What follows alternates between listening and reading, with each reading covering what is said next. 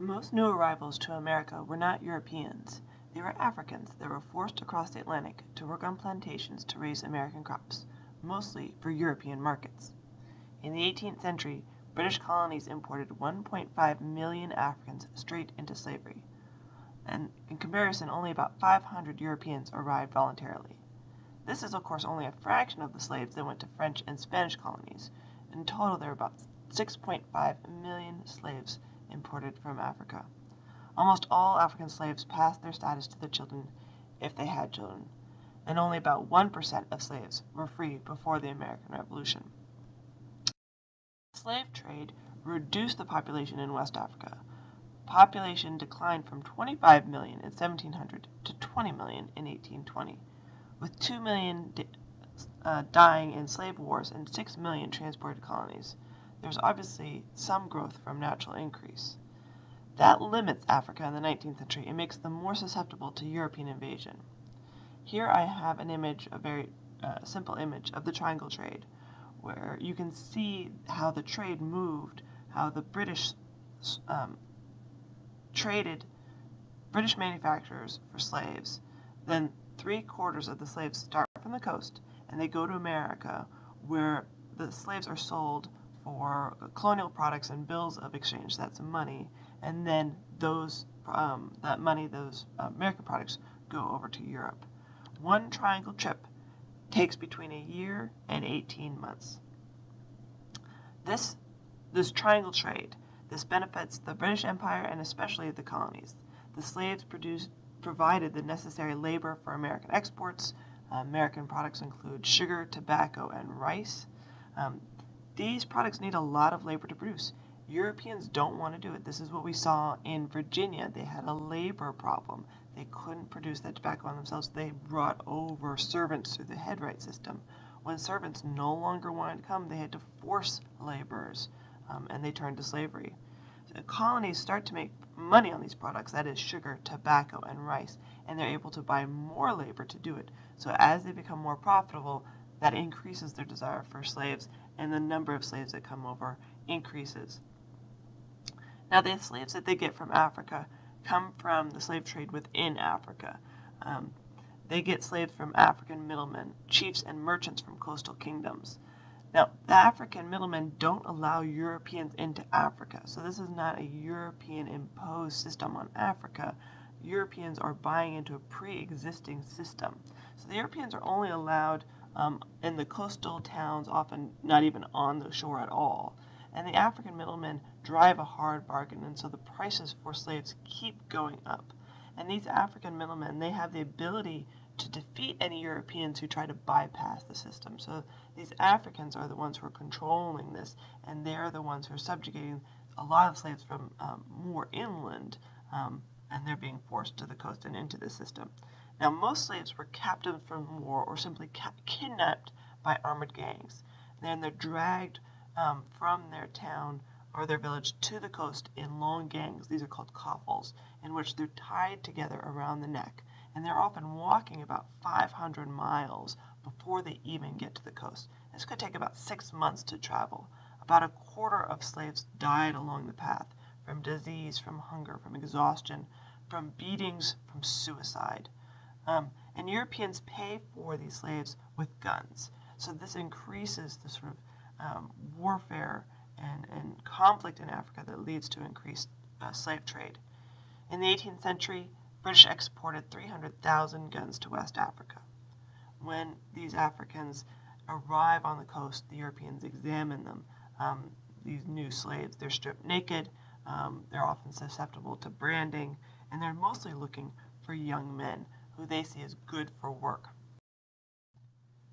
And here's a West Indian governor, that is in the Caribbean, and he, in 1737, he said, "Slavery is among us not of choice, but of necessity, and unless, as it is not to be imagined, our mother country should quit the trade of the sugar colonies, Englishmen must continue to be master of their slaves."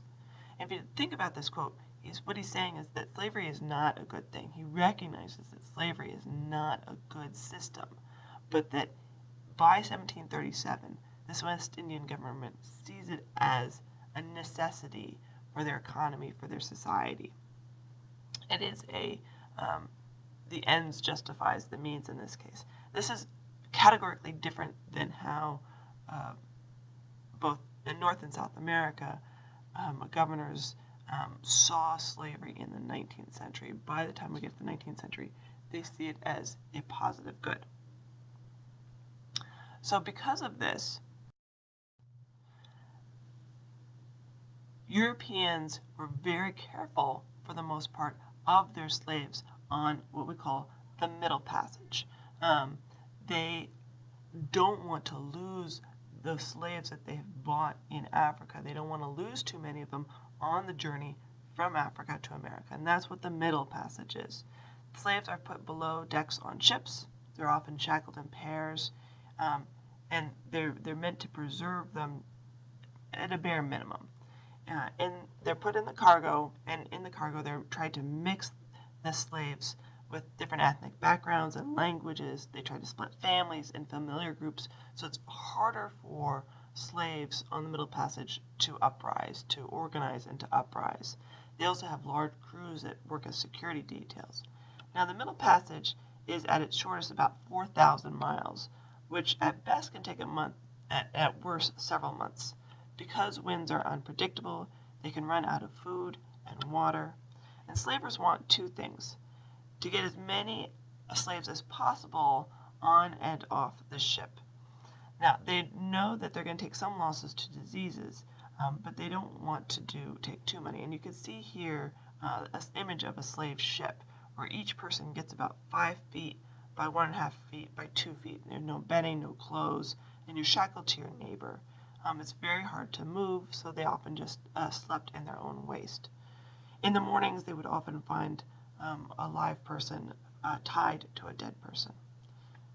They take them up in groups of 10 twice a day for food and forced exercise to make sure that the Africans stayed in good condition. There's often, they try to make them dance and sing, often through force. And a lot of the songs that we have now are songs that, like Amazing Grace, that people first heard on these slave ships. The food that they gave them: boiled rice, cornmeal, yams, beans, water, and limes, lemons or vinegar. That's to avoid scurvy. They used a mechanical device called a mouth opener to force feed them. Now, there would be lots of diseases on these ships. European diseases: smallpox, measles, gonorrhea, syphilis, and African diseases: yellow fever, dengue fever, malaria, yaws, and the bloody flux. And I'm not going to go into what the bloody flux is. It's pretty horrible. And they tended to just toss the dead overboard. Sometimes they would toss the sick overboard until they discovered that African slaves would feign illness to be tossed overboard. Suicide is a major issue. And about 20% of slaves died on the voyage. It gets a little better, only about 10% after 1780, when they started to think that maybe 20% was too high of a cost. Now you see two quotes here. The first one from an English captain in the 18th century: "The Negroes are so willful and loath to leave their own country that they have often leapt out of the canoes, boats, and ship into the sea, that is, to drown themselves, they having a more dreadful apprehension of Barbados than we can have of hell." And this was true. This was absolutely true, that Africans who were sold into slavery would prefer suicide to slavery. There was a perception that if you died away from home, that you would never be able to see your families and loved ones in heaven. So there was if they were going to die, they wanted to die at home. This became such a problem that sharks would just trail behind the slave ships from African coast to America, and so the ships would be constantly surrounded by sharks, both across the Atlantic. The other quote I have is from an English surgeon in the 18th century. He says, "I think it may be clearly deduced that the unhappy Africans have a strong attachment to their native country, together with a just sense of the value of liberty."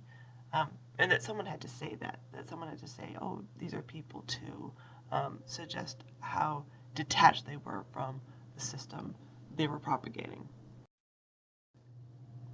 And here we see a little close-up of that ship and the beginning of the definition for the middle passage.